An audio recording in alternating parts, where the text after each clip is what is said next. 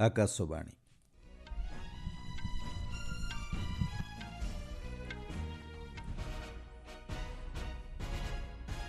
ସମ୍ବାଦ ପଢ଼ୁଛନ୍ତି ସତ୍ୟବ୍ରତ ବେହୁରା। ପୂର୍ବତନ ପ୍ରଧାନମନ୍ତ୍ରୀ ତଥା ଭାରତରତ୍ନ ଅଟଳ ବିହାରୀ ବାଜପେୟୀଙ୍କ ଶ୍ରାଦ୍ଧବାର୍ଷିକୀ ଅବସରରେ ଆଜି ସାରା ଦେଶ ଶ୍ରଦ୍ଧାଞ୍ଜଳି ଅର୍ପଣ କରୁଛି। ଭାରତ ଆସନ୍ତାକାଲି ଆୟୋଜନ କରିବ ତୃତୀୟ ଭଏସ୍ ଅଫ୍ ଗ୍ଲୋବାଲ ସାଉଥ୍ ଶିଖର ସମ୍ମିଳନୀ। କୋଲକାତା ଆର୍ଜିକର ମେଡିକାଲ କଲେଜ ଘଟଣାରେ 24 ଘଣ୍ଟିଆ ଅଣଜରୁରୀକାଳୀନ ସେବା ବନ୍ଦ ଘୋଷଣା କଲା ଭାରତୀୟ ମେଡିକାଲ ସଂଘ। ଇସ୍ରୋ ଆଜି ଉତ୍କ୍ଷେପଣ କରିବ ପୃଥିବୀ ପର୍ଯ୍ୟବେକ୍ଷଣ ଉପଗ୍ରହ ଏବଂ ଜାପାନରେ ସାମୁଦ୍ରିକ ଝଡ଼ ଆମ୍ପିଲ୍ ଅତ୍ୟନ୍ତ ଶକ୍ତିଶାଳୀ ବାତ୍ୟାରେ ପରିଣତ। ପୂର୍ବତନ ପ୍ରଧାନମନ୍ତ୍ରୀ ତଥା ଭାରତରତ୍ନ ଅଟଳ ବିହାରୀ ବାଜପେୟୀଙ୍କ ଶ୍ରାଦ୍ଧବାର୍ଷିକୀ ଅବସରରେ ଆଜି ସାରା ଦେଶ ଶ୍ରଦ୍ଧାଞ୍ଜଳି ଅର୍ପଣ କରୁଛି। ନୂଆଦିଲ୍ଲୀସ୍ଥିତ ଅଟଳ ବିହାରୀ ବାଜପେୟୀଙ୍କ ସମାଧି ସଦୈବ ଅଟଳଠାରେ ଏକ ପ୍ରାର୍ଥନା ସଭାର ଆୟୋଜନ କରାଯାଇଛି। ଭାରତ ଆସନ୍ତାକାଲି ତୃତୀୟ ଭଏସ୍ ଅଫ୍ ଗ୍ଲୋବାଲ ସାଉଥ୍ ଶିଖର ସମ୍ମିଳନୀ ଆୟୋଜନ କରିବ। ଏହି ସମ୍ମିଳନୀର ବିଷୟବସ୍ତୁ ରହିଛି ସ୍ଥାୟୀ ଭବିଷ୍ୟତ ପାଇଁ ଏକ ଶକ୍ତିଶାଳୀ ଗ୍ଲୋବାଲ ସାଉଥ୍। ବୈଦେଶିକ ବ୍ୟାପାର ମନ୍ତ୍ରଣାଳୟ ଏକ ବିବୃତ୍ତିରେ କହିଛି ଯେ ପୂର୍ବ ଶିଖର ସମ୍ମିଳନୀରେ ବିଭିନ୍ନ ଜଟିଳ ବିଶ୍ୱସ୍ତରୀୟ ଆହ୍ୱାନ ଉପରେ ଆଲୋଚନା କରାଯିବ। ଏହି ଆହ୍ୱାନଗୁଡ଼ିକ ମଧ୍ୟରେ ସଂଘର୍ଷ, ଖାଦ୍ୟ ଓ ଶକ୍ତି ନିରାପତ୍ତା ସଙ୍କଟ ଏବଂ ଜଳବାୟୁ ପରିବର୍ତ୍ତନର ବିଶ୍ୱବ୍ୟାପୀ ପ୍ରଭାବ ଅନ୍ତର୍ଭୁକ୍ତ। ଏହି ସମ୍ମିଳନୀରେ ଗ୍ଲୋବାଲ ସାଉଥ୍ର ଦେଶଗୁଡ଼ିକ ଅଳ୍ପ ବିକଶିତ ଏବଂ ବିକାଶଶୀଳ ଦେଶମାନଙ୍କର ସମସ୍ୟାର ଆହ୍ୱାନ, ପ୍ରାଥମିକତା ଏବଂ ସମାଧାନ, ବିଶେଷ କରି ବିକାଶ କ୍ଷେତ୍ରରେ ଆଲୋଚନା କରିବେ। ପୂର୍ବ ଦୁଇଟି ଶିଖର ସମ୍ମିଳନୀ ଭଳି ଏହି ସମ୍ମିଳନୀ ମଧ୍ୟ ଭର୍ଚୁଆଲ ମାଧ୍ୟମରେ ଅନୁଷ୍ଠିତ ହେବ। ଉଦ୍ଘାଟନୀ ଅଧିବେଶନରେ ଜଣେ ରାଷ୍ଟ୍ର ମୁଖ୍ୟ ଏବଂ ସରକାରୀ ସ୍ତରର ମୁଖ୍ୟ ରହିବେ। ପ୍ରଧାନମନ୍ତ୍ରୀ ନରେନ୍ଦ୍ର ମୋଦି ଏହାକୁ ଆୟୋଜନ କରିବେ। ସବକା ସାଥ ସବକା ବିକାଶ, ସବକା ବିଶ୍ୱାସ ଏବଂ ସବକା ପ୍ରୟାସ ଭଳି ପ୍ରଧାନମନ୍ତ୍ରୀଙ୍କ ସ୍ୱପ୍ନକୁ ବିସ୍ତାର କରି ଏକ ନିଆରା ପଦକ୍ଷେପ ଆରମ୍ଭ କରାଯାଇଛି। ଏହି ଆଭିମୁଖ୍ୟ ଭାରତର ବସୁଧୈବ କୁଟୁମ୍ବକମ୍ ଭାବନା ସହିତ ଜଡ଼ିତ। ସର୍ବନିମ୍ନ ବିକଶିତ ଏବଂ ବିକାଶଶୀଳ ଦେଶମାନଙ୍କୁ ଏକ ସମାନ ପ୍ଲାଟଫର୍ମରେ ଏକାଠି କରି ସମସ୍ତ ପ୍ରସଙ୍ଗ ସମ୍ପର୍କିତ ପସନ୍ଦ ଏବଂ ମତ ଆଦାନ ପ୍ରଦାନ ପାଇଁ ଏହା ପରିକଳ୍ପନା କରାଯାଇଛି। କୋଲକାତାର ସରକାରୀ ଆର୍ଜିକର ମେଡିକାଲ କଲେଜ ଓ ହସ୍ପିଟାଲରେ ଜଣେ ପ୍ରଶିକ୍ଷଣପ୍ରାପ୍ତ ମହିଳା ଡାକ୍ତରଙ୍କୁ ଦୁଷ୍କର୍ମ ଓ ହତ୍ୟା ଏବଂ ପରେ ଭଙ୍ଗାରୁଜା ଘଟଣାର ପ୍ରତିବାଦରେ ଇଣ୍ଡିଆନ୍ ମେଡିକାଲ ଆସୋସିଏସନ୍ ଆସନ୍ତାକାଲି ସକାଳ 6ଟାରୁ ସାରା ଦେଶରେ ଅଣଜରୁରୀକାଳୀନ ସେବାକୁ 24 ଘଣ୍ଟିଆ ବନ୍ଦ କରିବାକୁ ଘୋଷଣା କରିଛି। ସମସ୍ତ ଅତ୍ୟାବଶ୍ୟକ ଓ ଜରୁରୀକାଳୀନ ସେବା ଜାରି ରହିବ ବୋଲି ମେଡିକାଲ ସଂଘ ପକ୍ଷରୁ କୁହାଯାଇଛି।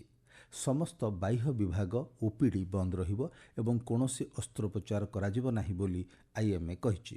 ଆଇଏମ୍ଏ ରାଜ୍ୟ ୟୁନିଟ୍ଗୁଡ଼ିକ ସହ ବୈଠକ ପରେ ସାରା ଦେଶରେ ଅଣଜରୁରୀକାଳୀନ ଚିକିତ୍ସା ସେବା ବନ୍ଦ କରିବାକୁ ଆହ୍ୱାନ ଦେଇଛି। ଆଇଏମ୍ଏ ମଧ୍ୟ କୋଲକାତା ଡାକ୍ତରଖାନାରେ ହୋଇଥିବା ଭଙ୍ଗାରୁଜାକୁ ନିନ୍ଦା କରିଛି। 78ତମ ସ୍ୱାଧୀନତା ଦିବସ ଅବସରରେ ରାଷ୍ଟ୍ରପତି ଦ୍ରୌପଦୀ ମୁର୍ମୁ ଗତ ସନ୍ଧ୍ୟାରେ ରାଷ୍ଟ୍ରପତି ଭବନରେ ଏକ ଭୋଜିର ଆୟୋଜନ କରିଥିଲେ। ଏହି ଅବସରରେ ଉପରାଷ୍ଟ୍ରପତି ଜଗଦୀପ ଧଙ୍କଡ଼, ପ୍ରଧାନମନ୍ତ୍ରୀ ନରେନ୍ଦ୍ର ମୋଦି, ପୂର୍ବତନ ରାଷ୍ଟ୍ରପତି ରାମନାଥ କୋବିନ୍ଦ, ଲୋକସଭା ବାଚସ୍ପତି ଓମ୍ ବିର୍ଲା ଏବଂ ପ୍ରଧାନ ବିଚାରପତି ଡିୱାଇ ଚନ୍ଦ୍ରଚୂଡ଼ ଉପସ୍ଥିତ ଥିଲେ। ଏହି କାର୍ଯ୍ୟକ୍ରମରେ କେନ୍ଦ୍ରମନ୍ତ୍ରୀ ରାଜନାଥ ସିଂ, ଜେପି ନଡ୍ଡା, ଡକ୍ଟର ଏସ୍ ଜୟଶଙ୍କର, ଅଶ୍ୱିନୀ ବୈଷ୍ଣବ, ପୀୟୁଷ ଗୋଏଲ, ଶିବରାଜ ସିଂ ଚୌହାନ ପ୍ରମୁଖ ଉପସ୍ଥିତ ଥିଲେ। ଉପରାଷ୍ଟ୍ରପତି ଜଗଦୀପ ଧଙ୍କଡ଼ ଆଜିଠାରୁ 2 ଦିନିଆ ତେଲଙ୍ଗାନା ଓ ଆନ୍ଧ୍ରପ୍ରଦେଶ ଗସ୍ତରେ ଯିବେ।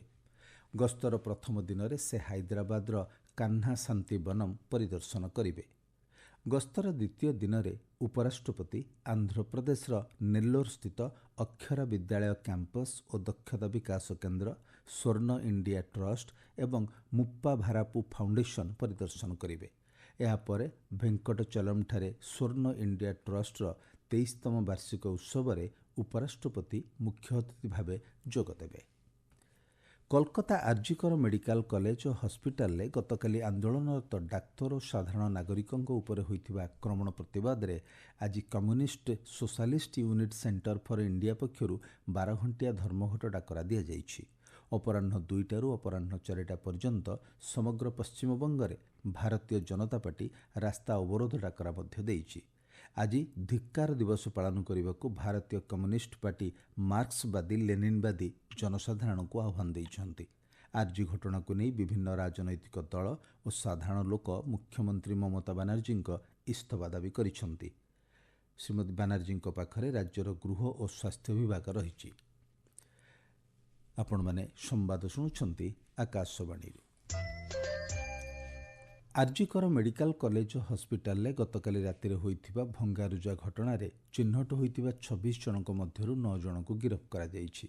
ଅନ୍ୟପକ୍ଷରେ ଜଣେ ମହିଳା ଡାକ୍ତରଙ୍କୁ ଦୁଷ୍କର୍ମ ଓ ନିର୍ମମ ଭାବେ ହତ୍ୟା ଘଟଣାର ତଦନ୍ତ ପାଇଁ ସିବିଆଇର ଏକ ଟିମ୍ ଆର୍ଜିକର ମେଡିକାଲ କଲେଜ ଓ ହସ୍ପିଟାଲରେ ପହଞ୍ଚିଛି।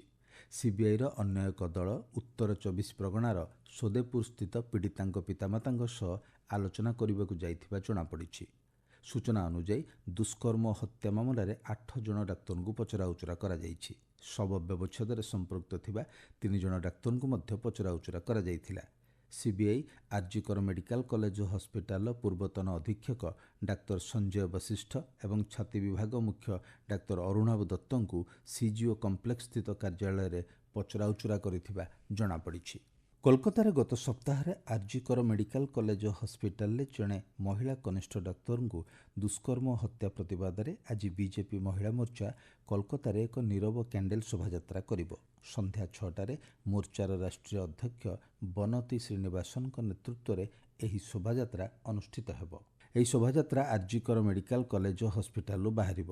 ବୈଠକରେ ଦଳର ରାଜ୍ୟସଭା ସଦସ୍ୟ ଦର୍ଶନ ସିଂ, ପଶ୍ଚିମବଙ୍ଗ ପ୍ରଭାରୀ ପୂଜା କପିଲ ମିଶ୍ରଙ୍କ ବ୍ୟତୀତ ସଙ୍ଗୀତା ଯାଦବ, ଗୀତା ସାକ୍ୟ ଓ ଇନ୍ଦୁବାଳା ଗୋସ୍ୱାମୀଙ୍କ ଭଳି ରାଷ୍ଟ୍ରୀୟ ପଦାଧିକାରୀମାନେ ଯୋଗଦେବେ।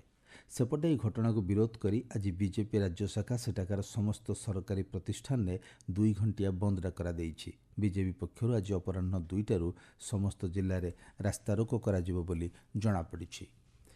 ଭାରତୀୟ ମହାକାଶ ସଂସ୍ଥା ଇସ୍ରୋ ଆଜି ନିଜର କ୍ଷୁଦ୍ର ଉପଗ୍ରହ ଉତ୍କ୍ଷେପଣ ଯାନ SSLV ମାଧ୍ୟମରେ ପୃଥିବୀ ପର୍ଯ୍ୟବେକ୍ଷଣ ଉପଗ୍ରହ ଉତ୍କ୍ଷେପଣ କରିବ। ଶ୍ରୀହରିକୋଟା ସ୍ଥିତ ସତୀଶ ଧାୱନ ମହାକାଶ କେନ୍ଦ୍ରରୁ ସକାଳ 9:17 ଏହି ଉତ୍କ୍ଷେପଣ କରାଯିବ। ଏହାଦ୍ୱାରା କ୍ଷୁଦ୍ର ଉପଗ୍ରହ ଉତ୍କ୍ଷେପଣ ଯାନର ବିକାଶ ପ୍ରକଳ୍ପ ସମ୍ପୂର୍ଣ୍ଣ ହେବ ଏବଂ ଏହା କ୍ଷୁଦ୍ର ଉପଗ୍ରହ ଉତ୍କ୍ଷେପଣ ପାଇଁ ସେବା ଯୋଗାଇ ଦେବା ଲାଗି ସମ୍ପୂର୍ଣ୍ଣ ସକ୍ଷମ ହେବ। PSLV ଠାରୁ 10 ମିଟର ଛୋଟ SSLVକୁ ଛୋଟ, ହାଲୁକା ଓଜନ ଏବଂ ନ୍ୟାନୋ ଉପଗ୍ରହକୁ ପୃଥିବୀର ନିମ୍ନ କକ୍ଷପଥକୁ ଉତ୍କ୍ଷେପଣ କରିବା ପାଇଁ ଏହାର ବ୍ୟବହାର କରାଯିବ। ମହାକାଶକୁ ବହୁ କମ୍ ମୂଲ୍ୟର ଉପଗ୍ରହ ଉତ୍କ୍ଷେପଣ କରିବା ଏବଂ ସର୍ବନିମ୍ନ ଉତ୍କ୍ଷେପଣ ଭିତ୍ତିଭୂମି ସହିତ ଉତ୍କ୍ଷେପଣ ଅଭିଯାନ ଆରମ୍ଭ କରିବାରେ SSLV ଗୁରୁତ୍ୱପୂର୍ଣ୍ଣ ଭୂମିକା ଗ୍ରହଣ କରିବ। SSLVର ମୂଲ୍ୟ PSLV ତୁଳନାରେ ପ୍ରାୟ 20%ରୁ 30% କମ୍ ଅଟେ। ବୈଦେଶିକ ବ୍ୟାପାର ମନ୍ତ୍ରୀ ଡକ୍ଟର ଜୟଶଙ୍କର ଚଳିତ ମାସ 18 ତାରିଖରେ କୁଏତ ଗସ୍ତରେ ଯିବେ। ଏହି ସମୟରେ ସେ ଦେଶର ବୈଦେଶିକ ମନ୍ତ୍ରୀ ଅବଦୁଲ୍ଲା ଅଲି ଅଲ୍ ୟାହିୟାଙ୍କୁ ସାକ୍ଷାତ କରିବେ। ଗସ୍ତ କାଳରେ ଡକ୍ଟର ଜୟଶଙ୍କର କୁଏତର ଅନ୍ୟ ନେତାମାନଙ୍କୁ ମଧ୍ୟ ଭେଟିବାର କାର୍ଯ୍ୟକ୍ରମ ରହିଛି। ଏହି ଗସ୍ତ ଉଭୟ ପକ୍ଷଙ୍କୁ ରାଜନୈତିକ, ବାଣିଜ୍ୟ, ପୁଞ୍ଜିନିବେଶ, ଶକ୍ତି, ନିରାପତ୍ତା, ସଂସ୍କୃତି, ଦୂତାବାସ ଏବଂ ଲୋକମାନଙ୍କ ମଧ୍ୟରେ ସମ୍ପର୍କ ସମେତ ଦ୍ୱିପାକ୍ଷିକ ସମ୍ପର୍କର ସମୀକ୍ଷା କରିବାର ସୁଯୋଗ ପ୍ରଦାନ କରିବ। ଭାରତ ସମେତ 6ଟି ନୂଆ ଦେଶରେ ଗୁଗୁଲ AI ଓଭରଭ୍ୟୁଜ୍ ବୈଶିଷ୍ଟ୍ୟ ପ୍ରଚଳନ କରିବାକୁ ଘୋଷଣା କରିଛି। ଭାରତରେ କମ୍ପାନୀ ଇଂରାଜୀ ଓ ହିନ୍ଦୀରେ ଆର୍ଟିଫିସିଆଲ ଇଣ୍ଟେଲିଜେନ୍ସ ଓଭରଭ୍ୟୁଜ୍ ଆରମ୍ଭ କରୁଛି, ଯାହା ସର୍ଚ୍ଚ ଲ୍ୟାବ୍ସ ପରୀକ୍ଷଣ ସମୟରେ ବେଶ୍ ପ୍ରଶଂସିତ ହୋଇଥିଲା। ଏହି 6ଟି ନୂଆ ଦେଶ ହେଉଛି Bharat, Britain, Japan, Indonesia, Mexico ଓ ବ୍ରାଜିଲ। ପ୍ରତ୍ୟେକ ଦେଶରେ ସ୍ଥାନୀୟ ଭାଷାରେ ଏହା ଉପଲବ୍ଧ ହେବ ବୋଲି ଜଣାପଡ଼ିଛି। ପ୍ରଡକ୍ଟ ମ୍ୟାନେଜମେଣ୍ଟର ବରିଷ୍ଠ ନିର୍ଦ୍ଦେଶକ ହେମା ବୁଡାରାଜୁ କହିଛନ୍ତି, ଭାରତୀୟ ଉପଭୋକ୍ତାମାନେ ଅନ୍ୟ ଦେଶ ତୁଳନାରେ ଅଧିକ ଥର ଆର୍ଟିଫିସିଆଲ ଇଣ୍ଟେଲିଜେନ୍ସ ଉପରେ ନିର୍ଭର କରନ୍ତି। ଜାପାନରେ ସାମୁଦ୍ରିକ ଝଡ଼ ଆମ୍ପିଲ ଅତ୍ୟନ୍ତ ଶକ୍ତିଶାଳୀ ବାତ୍ୟାରେ ପରିଣତ ହୋଇଛି। ଆଜି ଏହା କ୍ୟାଣ୍ଟୋର ପୂର୍ବାଞ୍ଚଳ ଏବଂ ଆସନ୍ତାକାଲି ଉତ୍ତର ପୂର୍ବାଞ୍ଚଳ ତୋହୋକୁରେ ପହଞ୍ଚିବାର ସମ୍ଭାବନା ରହିଛି। ଗତ ରାତିରୁ କାଣ୍ଟୋ, ଇଜୁ ଦ୍ୱୀପ ଏବଂ ୟାମାନାସି ଅଞ୍ଚଳରେ ପ୍ରବଳ ବର୍ଷା ହୋଇଥିବା ସୂଚନା ମିଳିଛି। ମୁଖ୍ୟ ସମ୍ବାଦ ପୁଣିଥରେ। ପୂର୍ବତନ ପ୍ରଧାନମନ୍ତ୍ରୀ ତଥା ଭାରତରତ୍ନ ଅଟଳ ବିହାରୀ ବାଜପେୟୀଙ୍କ ଶ୍ରାଦ୍ଧବାର୍ଷିକୀ ଅବସରରେ ଆଜି ସାରା ଦେଶ ଶ୍ରଦ୍ଧାଞ୍ଜଳି ଅର୍ପଣ କରୁଛି। ଭାରତ ଆସନ୍ତାକାଲି ଆୟୋଜନ କରିବ ତୃତୀୟ ଭଏସ୍ ଅଫ୍ ଗ୍ଲୋବାଲ ସାଉଥ୍ ଶିଖର ସମ୍ମିଳନୀ। କୋଲକାତା ଆର୍ଜିକର ମେଡିକାଲ କଲେଜ ଘଟଣାରେ 24 ଘଣ୍ଟିଆ ଅଣଜରୁରୀକାଳୀନ ସେବା ବନ୍ଦ ଘୋଷଣା କଲା ଭାରତୀୟ ମେଡିକାଲ ସଂଘ। ଇସ୍ରୋ ଆଜି ଉତ୍କ୍ଷେପଣ କରିବ ପୃଥିବୀ ପର୍ଯ୍ୟବେକ୍ଷଣ ଉପଗ୍ରହ ଏବଂ ଜାପାନରେ ସାମୁଦ୍ରିକ ଝଡ଼ ଆମ୍ପିଲ ଅତ୍ୟନ୍ତ ଶକ୍ତିଶାଳୀ ବାତ୍ୟାରେ ପରିଣତ। ସମ୍ବାଦ ଶେଷ ହେଲା।